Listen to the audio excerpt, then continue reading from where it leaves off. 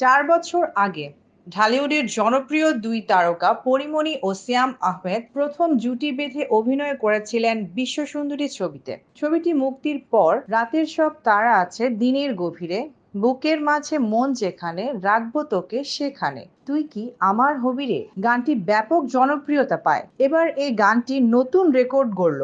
জনপ্রিয় এই গানের মধ্যেই 100 মিলিয়ন ভিউয়ের মাইল ফলক স্পর্শ করেছে, তাও শুধু ইউটিউবেই। সম্প্রতি ফেসবুকে পরীমণি গানটির লিংক শেয়ার করে নিজে এ তথ্য জানিয়েছেন। চয়নিকা চৌধুরী পরিচালিত ছবিটি প্রেক্ষাগৃহে মুক্তি পায় 2020 সালের 11 ডিসেম্বর। রুম্মান রশিদ খানের লেখা চলচ্চিত্র বিশ্বসুন্দরী জাতীয় চলচ্চিত্র পুরস্কারে 2020 সালের শ্রেষ্ঠ চলচ্চিত্র পুরস্কার সহ মোট 8টি পুরস্কার পায়, যার মধ্যে সঙ্গীত বিভাগে একচেটিয়া রাজত্ব করে তুই কি আমার হবি রে গানটি।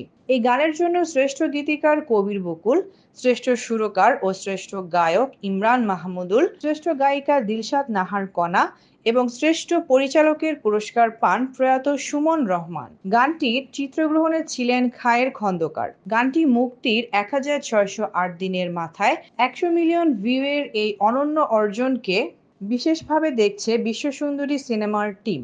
মৌ Rahman, news desk, ITV Bangla.